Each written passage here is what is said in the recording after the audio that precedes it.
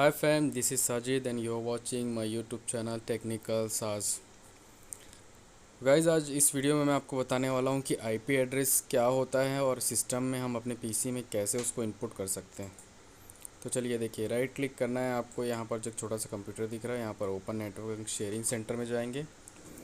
यहाँ पे जाने के बाद लोकल एरिया कनेक्शन लिखा हुआ है, यहाँ पर आपको क्लिक करना है। क्लिक करने के बाद देखिए यहाँ पर एक डायलॉग बॉक्स आएगा जिसमें डिटेल्स का एक ये बटन है, इसमें हम क्लिक करेंगे और ये देखिए IPv4 एड्रेस यहाँ पर ये लिखा हुआ है और बाजू में 192.168.1.3 है। ये एक आईपी एड्रेस सिस्टम का आईपी एड्रेस क्या होता है मैं भी आपको बताऊंगा। ये सबनेट मास्क मैं आपको नेक्स्ट वीडियो में बताऊंगा क्या होता है। और देखिए ये बताता हूँ मैं IPv4 डिफ़ॉल्ट गेटवे 192.168.1.1। नीचे में दिया हुआ DHCP सर्वर और डिफ़ॉल्ट गेटवे, ये दोनों सेम आईपी एड्रेस हैं। तो मैं इसको आपको बताता हूँ कि ये होता क्या है। तो चलिए फिर जल्दी से जल्दी इस वीडियो को शुरू करते हैं और बताते हैं आपको आईपी एड्रेस और DHCP सर्वर क्या होता है। इसको भी मैं क्लोज़ करता हूँ, ये भी हम क्लोज़ कर देते हैं, ये भी क्लोज़ करते हैं। अभी स्टार्ट में क्लिक करेंगे और यहाँ पर आपको टाइप करना है CMD। ये दूसरा तरीका मैं आपको बता रहा हूँ कि आप अपने पीसी का, अपने सिस्टम का आईपी एड्रेस कैसे चेक कर सकते हैं। ये हमारा यहाँ पर विंडो ओपन होता है, यहाँ पर आपको लिखना है IP config CONFIG config। ये लिखने के बाद आपको यहाँ पर देना है एक एंटर हम जैसे ही देते हैं यहाँ पे तो हमारे पीसी का ये देखिए ये आईपी हमारा शो हो रहा है। IPv4 एड्रेस लिखा हुआ है और उसके बाद में ये हमारा आईपी एड्रेस सिस्टम का लिखा हुआ है। नीचे सबनेट मास्क है और डिफ़ॉल्ट गेटवे भी 1.1 लास्ट में दिया हुआ है। तो ये होता क्या है ये मैं बताता हूँ आपको इसके बारे में।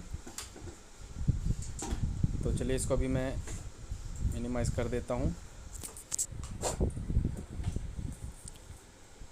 इसको मैं विंडो क्लोज़ कर देता हूँ।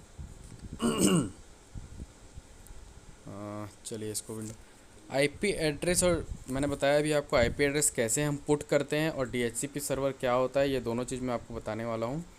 आईपी एड्रेस जो होता है एक पर्टिकुलर सिस्टम का आइडेंटिफिकेशन होता है। ये देखिए व्हाट इज़ आईपी एड्रेस और व्हाट इज़ DHCP, ये दोनों मैं आपको बताता हूँ। आईपी एड्रेस जो है पर्टिकुलर सिस्टम का एक नाम होता है, आइडेंटिफायर होता है, जिसके आईपी के थ्रू हम उस सिस्टम को नेटवर्क में आइडेंटिफाई करते हैं। दूसरा होता है DHCP क्या होता है, डायनामिक होस्ट कॉन्फ़िगरेशन प्रोटोकॉल, इसका फुल फॉर्म होता है। ये ऑटोमेटिक हमारे सिस्टम को आईपी एड्रेस प्रोवाइड करता है। कैसे आईपी एड्रेस प्रोवाइड करता है, मान लीजिए हमारे घर पे एक वाईफाई कनेक्शन लगा हुआ है जो एज अ राउटर काम करता है और वो हमारे सिस्टम को आईपी एड्रेस प्रोवाइड करता है। तो ये देखिए DHCP सर्वर है जिसका IP है 192.168.1.1। ये IP है, ये DHCP सर्वर का जो IP एड्रेस है ये हमारे वाईफाई का मॉडेम जो है ये उसका IP होता है। और एज अ कहीं कॉर्पोरेट लेवल पे राउटर का काम करता है, जो यही गेटवे को ही बोला जाता है, वो भी एक राउटर होता है। और एज अ राउटर हमारा वाईफाई मॉडेम काम करता है। तो ये जो है ऑटोमेटिक हमको IP प्रोवाइड करता है।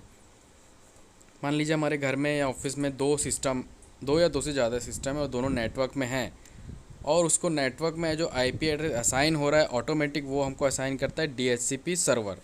अगर DHCP सर्वर हमारे पास कॉन्फ़िगर नहीं है तो हम कैसे पुट करेंगे अपने सिस्टम में आईपी मैनुअली, वो बताता हूँ मैं आपको। यहाँ से लोकल एरिया कनेक्शन ओपन करने के बाद प्रॉपर्टीज़ में हम क्लिक करेंगे। प्रॉपर्टीज़ में क्लिक करने के बाद ये देखिए यहाँ पर आपको दिख रहा है internet protocol version 4 TCP IP4, इसमें आपको डबल क्लिक करना है। अभी देखिए obtain an IP address automatically ये है, इसका मतलब ये है कि हमारे सिस्टम में DHCP जो है ऑटोमेटिक आईपी हमारे सिस्टम को दे रहा है। अभी हमको मैनुअल आईपी असाइन करना है, तो मैनुअल आईपी असाइन करने के लिए सेकंड ऑप्शन में हम क्लिक करेंगे, use the following IP address. देखिए यहाँ पर फर्स्ट ऑप्शन है आईपी एड्रेस पुट करना है। यहाँ पर मान लीजिए मैं आईपी डालता हूँ 192.168.1.3, ये हम मान लेते हैं। ये मैंने आईपी डाल दिया। सेकंड है सबनेट मास्क में हम डालेंगे, वो ऑटोमेटिक ले लेता है, लेकिन सबनेट मास्क होता क्या है मैं आपको ये नेक्स्ट वीडियो में बताऊंगा सबनेटिंग कैसे करते हैं। अभी ये ऑटोमेटिक ले लिया है। अब हम डिफ़ॉल्ट गेटवे डालेंगे। डिफ़ॉल्ट गेटवे क्या होता है, हमारे राउटर का आईपी या हमारे वाईफाई मॉडेम का आईपी। तो वाईफाई का आईपी हमारा है 192.168.1.1, ये हमारे मॉडेम का आईपी है। तो ये आईपी हम पुट करने के बाद यहाँ ओके करेंगे, सेकंड विंडो भी ओके का ऑप्शन आएगा, आप ओके करेंगे, मैनुअल आईपी हमारे पीसी में असाइन हो जाएगा। लेकिन अगर मैनुअल हमारे सिस्टम में ऑटोमेटिक मेरे पास डीएचसीपी सर्वर है तो मैं भी इसको ओके नहीं करूँगा, अभी मैं इसको कैंसिल करता हूँ। ये मैनुअल आईपी असाइन आपको करना है, उसके बारे में बताया मैंने अभी। हम इसको कर देंगे कैंसिल ना भाई, कैंसिल कर देते हैं, इसको यहाँ से क्लोज़ कर देंगे। तो ये था कि हम मैनुअल आईपी कैसे असाइन करना है अपने सिस्टम में, और डीएचसीपी क्या होता है। एक बार फिर मैं आपको बता दूँ, डीएचसीपी जो होता है वो ऑटोमेटिक आईपी असाइन करता है हमारे सिस्टम को जो नेटवर्क में है, और मैनुअली आईपी कैसे असाइन करना है वो भी मैंने आपको बताया। अब मैं आपको बताता हूँ कि दो सिस्टम हमारे पास है और हम उससे फ़ाइल शेयरिंग कैसे कर लेंगे, कैसे हम दूसरे सिस्टम से कोई फ़ाइल या फ़ोल्डर उठा सकते हैं और अपने सिस्टम में कॉपी कर सकते हैं अगर वो सेम नेटवर्क में है तो चलिए मैं आपको बताता हूँ।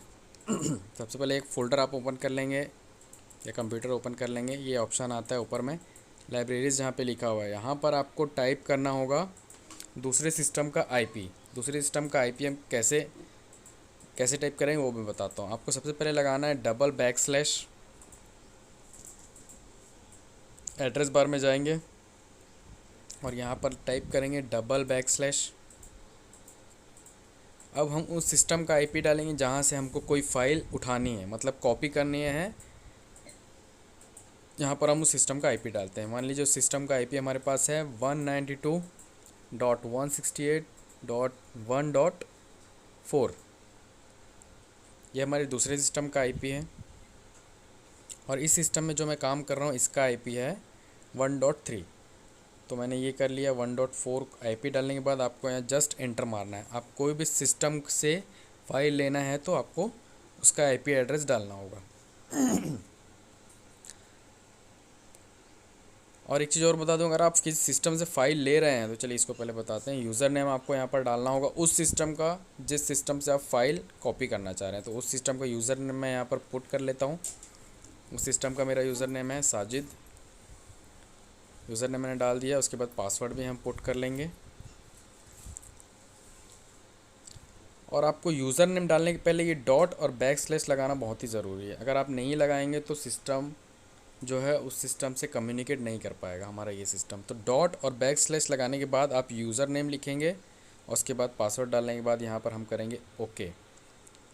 ओके करने के बाद अब हमसे ये देखिए, जो हमने वहाँ पर जो भी हम उस सिस्टम में फ़ोल्डर को शेयर में लगाए हैं उस सिस्टम की फाइल्स और फोल्डर्स यहाँ पर हमको दिख रही है। और कैसे कॉपी करना है, आप इसमें राइट क्लिक करेंगे, कॉपी करेंगे, Ctrl+C Ctrl+V, सिंपल जैसे जस्ट कॉपी पेस्ट करते हैं वैसा आप करेंगे। तो मैं आपको कॉपी एक बार करके भी दिखाता हूँ कि हम कैसे कॉपी कर सकते हैं। वहाँ उस सिस्टम में 2 फोल्डर है हमारे पास, डी और यूज़र्स। ये 2 फोल्डर जो है वहाँ पर शेयरिंग में ऑलरेडी हैं। अगर आपके उस सिस्टम में शेयरिंग में अगर फोल्डर नहीं होते हैं तो यहाँ पर शो नहीं होगा और आप फाइल कॉपी नहीं कर पाएंगे। शेयरिंग कैसे करना है ये मैं आपको नेक्स्ट वीडियो में ज़रूर बताऊंगा कि हम फोल्डर शेयरिंग कैसे करते हैं। यहाँ से आपको कर लेना है इस फाइल को कॉपी। मान लीजिए मैंने ये विंडोज़ 10 प्रो 64 बिट का ये एक OS का ISO है, इसको मैं कर लेता हूँ कॉपी। कॉपी करने के बाद आपको जस्ट अपने सिस्टम में पेस्ट करना है। आप यहाँ से कंप्यूटर में जाके ड्राइव में जाके पेस्ट कर सकते हैं, नहीं तो फिर यहाँ से आप स्टार्ट में क्लिक करके कंप्यूटर में जाएंगे और ड्राइव्स में जाने के बाद जो भी आपके पास ड्राइव है, C ड्राइव, E ड्राइव, जहाँ आपको पेस्ट करना है यहाँ पर हम कर देंगे पेस्ट। तो देखिए हमने कर दिया है पेस्ट। करने के बाद आपको ये ऑप्शन पूछेगा, यहाँ पे आपको करना है कंटिन्यू, ये परमिशन मांग रहा है। कंटिन्यू करने के बाद ये देखिए कॉपी होना हमारा जो है फ़ाइल वो शुरू हो चुका है हमारे ऑन सिस्टम में जिसमें हम कॉपी करना चाह रहे थे। तो देखिए सिंपल है, मैं इसको अभी कैंसिल कर देता हूँ। अगर आपको वीडियो पसंद आया तो वीडियो को लाइक कीजिए, शेयर कीजिए और चैनल को हमारे सब्सक्राइब कीजिए और बेल आइकन को ज़रूर प्रेस कीजिए।